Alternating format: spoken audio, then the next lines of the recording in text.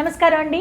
ప్రేక్షకులందరికీ ఉగాది శుభాకాంక్షలు. ఈ పరాభవనామ సంవత్సరంలో ద్వాదశ రాశుల వారి జాతక ఫలితాలు ఏ విధంగా ఉంటాయో తెలుసుకుందాం. వివరించేందుకు ప్రస్తుతం మనతో పాటు ఉన్నారు భారతీయ శంకర పీఠం వ్యవస్థాపకులు, ప్రముఖ ఆధ్యాత్మికవేత్త, జ్యోతిష్యులు, బ్రహ్మశ్రీ అన్నవరపు తిరుపతిమూర్తి అవధాని గురువు గారు. వారితో మాట్లాడి రాశి ఫలాలు తెలుసుకుందాం. గురుగారు నమస్కారం అండి. ఓం శ్రీ మహాగణాధిపతయే నమః. మకర రాశి వారి జాతక ఫలితాలు ఈ పరాభవనామ సంవత్సరంలో ఏ విధంగా ఉన్నాయో తెలియజేస్తారా? కలౌ కలికృతాన్ దోషాన్ ద్రవ్యదేహ ఆత్మసంభవః సర్వానుహరతి చిత్తస్థో భగవాన్ దేవకీ సుతః. భారతీయ శంకర పీఠం భక్తులకు, అశేష ప్రేక్షకులకు నూతన పరాభవనామ సంవత్సర యుగాది శుభాశీస్సులు, శుభాకాంక్షలు.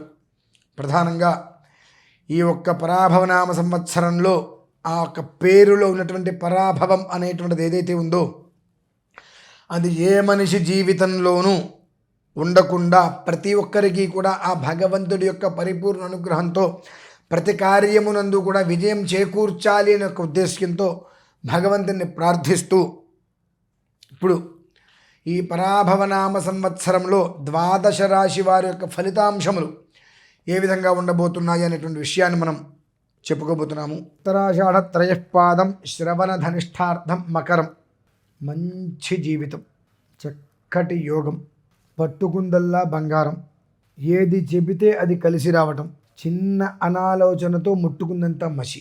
మకర రాశి వారికి ఎట్నుంచి ఎటు చూసినా చక్కటి యోగకాలం అయితే ఉన్నది. కానీ మకర రాశి వారు ఆవేశము, అహంకారము, అహంభావము ఇలా సంబంధం లేని వాటిల్లో వేలు పెట్టి ఉన్న జీవితం ఎంత అద్భుతంగా ఉందో దానంతనియును కూడా బుగ్గిపాలు చేసుకునేటువంటి ప్రమాదము కూడా ఎక్కువగా ఉన్నది. వీరు ఎంతవరకు కూడా ధర్మగమనం, ఏ సమస్య, ఏ అడ్డంకులు మనకు రాకుండా, ఏ పరిస్థితులు మనం డామినేట్ చేయకుండా ప్రశాంతంగా మనం నడవాలి అనేటువంటి స్థితి, ఆలోచన రావాలి వీళ్ళకి.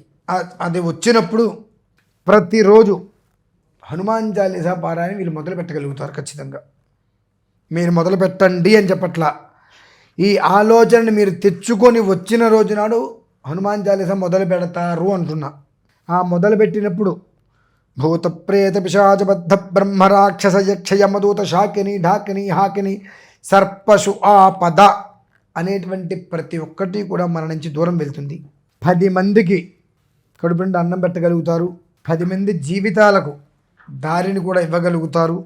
మసకబారుతున్నటువంటి ఎన్నో జీవితాలను మీరు ఉద్ధరింపజేయగలుగుతారు. కేవలం ఎంతటి వాడైనా పక్కవాడి మాటలు విని నాశనం అయిపోతారంటారు చూసారా. ఆ రకంగా మనం ఏ స్థాయిలో ఉన్నప్పటికీ కూడా మనకన్నా కింద స్థాయి వాడి మాటలు మనం వినాల్సి వస్తుంది. వాడి మాటలు నమ్మి మనకన్నా ఉన్నతంగా జ్ఞానంలో కానీ దేంట్లో అయినా సరే ఉన్నతంగా ఉండేటువంటి వాళ్ళని మనం దూరం చేసుకోవాల్సిన కర్మ వస్తుంది. ఆ దూరం చేసుకున్న రోజు నాడు మనకి ఇన్ని యోగాలు పూర్తిగా కూడా నాశనం అయిపోయి ముట్టుకుంటే మసే, మాట్లాడితే ఇక మరణ భయం అనే స్థితికి కూడా రావచ్చు. ఇదంతయు కూడా ఏదైనా మంచైనా చెడైనా అది నాకే వర్తిస్తుంది, దానికి నేనే బాధ్యుణ్ణి, నిర్ణయం నేనే తీసుకుంటున్నాను అని తను ఉండే విధానానికి, తను తీసుకునేటువంటి నిర్ణయం మనతో పాటుగా ఎదుటి మనిషికి కనీసం 5% ఉపయోగపడుతుందనేటువంటి రీతిలో తీసుకోగలిగితే అది ధర్మయుక్తంగా ముందుకు తీసుకెళ్తుంది. లేదు మన కిందవాడు మన మెప్పు కోసం, సార్ ఇంత ఎందుకండి, ఇలా ఎందుకు చేయాలి, అలా ఎందుకు చేయాలి, వీళ్ళు దేనికోసం చేస్తున్నారంటే మీరు ఎందుకు తొందరపడాలని చెప్తాడు మన మెప్పు కోసం. ఆ సమయంలో అజ్ఞానం అనేటువంటిది మనల్ని కమ్మేస్తుంది, పూర్తిగా పరిపూర్ణంగా కమ్మేస్తుంది. ఆ అజ్ఞానం అనేటువంటిది ఎప్పుడైతే మనల్ని కమ్మేస్తుందో, జ్ఞానం చెవిటిదైపోయి మనకన్నా కిందవాడు, అంటే జ్ఞానంలో కిందవాడు అంటే వాళ్ళు రకరకాలుగా తీసుకుంటారు, ఆలోచన విధానంలో, జ్ఞానంలో మనకన్నా చిన్నవాళ్ళు చెప్పినటువంటి విషయాన్ని మన మెప్పు కోసం వాళ్ళు చెబితే దాన్ని పట్టుకొని మనం సజ్జనులని దూరం చేసుకునేటువంటి ప్రక్రియ కూడా ఎక్కువగా కనిపిస్తుంది. ఆ దుర్జనుల మాట విని సజ్జనులని దూరం చేసుకున్న క్షణం మొత్తం అంతయు కూడా ఇక ముట్టుకుంటే మసి. ఆ మసి ఏముంది, ఇక్కడ ముట్టుకుంటే ఇక్కడ ముట్టుకున్నా, ఇక్కడ ముట్టుకున్నా, ఎక్కడ వీళ్ళంతా మసి అంటేస్తుంది. ఇంక అది ఆ తత్వాలు ఎక్కువగా ఉన్నాయి. ఎంత అందంగా ఉందో జీవితం, ఎంత అందంగా మార్చుకోగలగడానికి యోగం ఉందో. పరాభవనామ సంవత్సరంలో పరాభవం అనేటువంటి పదం రాని లేకుండా ఎంత అద్భుతంగా జీవితాన్ని మలుచుకోవచ్చనేటువంటిది చెప్పబడి ఉందో, అదే రకంగా అనాలోచనంతో చేసేటువంటి పనికి సదా ప్రాదుర్భావేషు సదా అనేకదా పరాభవాలు పట్టం కట్టించుకొని పక్కన ఉండవలసిన పరిస్థితి ఏర్పడుతుంది. కేవలము అజ్ఞానులు చెప్పేటువంటి అజ్ఞానమైనటువంటి మాటని విని మనం ఆచరించడమే అక్కడ మనం చేసిన పాపం. అదేమన్నా పెద్ద పాపమా? ఒక ఐఏఎస్ హోదాలో కూర్చున్నప్పుడు ఇక్కడ మేము ఏది మాట్లాడినా అర్థం చేసుకునే పరిస్థితి ఉంటుంది. అంత స్థితిలో కూడా కర్మ అనుభవించక తప్పదో ఉన్నప్పుడు అటెండర్ని అడుగుతారు, దీని బాబు ఇదేంటంటే అందులో చూసి అంతా విని ఇందులో కానీ ఇబ్బందులు కనిపిస్తుంది, సార్ మీరు దాని జోలికి వెళ్ళొద్దండి, చేయొద్దండి అంటారు. ఎందువలన నన్ను అడిగాడు కాబట్టి నేను గొప్పగా చెప్పాలి, మీరు ఇబ్బంది పడతారేమో అని చెప్తున్నా సార్, చెప్తేనే ఆయన దగ్గర మన గొప్ప పేరు వస్తుంది అని చెప్తాడు. దాన్ని మనం నమ్మేసేసి సజ్జనులను మనం దూరం చేసుకుంటాం. ఇటువంటిదే కర్మ ప్రార్థం అనేటువంటిది తీక్షణ వేగంతో మకర రాశికి ఉంది. అలాగే సజ్జన సాంగత్యంతో అల్టిమేట్ హై పొజిషన్ వెళ్ళేటువంటి స్థితి కూడా ఉంది. కాబట్టి దాన్ని బ్యాలెన్స్డ్గా చేసుకుంటూ ఏది మంచి ఏది చెడు, ఎవరిని వినాలి ఎవరిని వినకూడదు, ఎవరిని దగ్గర కూర్చోబెట్టాలి ఎవరి దగ్గర తీసుకురాకూడదు అనేటువంటి విషయాన్ని విచక్షణతో ఆలోచించి ఆచరించగలిగితే జీవితం చాలా బాగుంటుంది.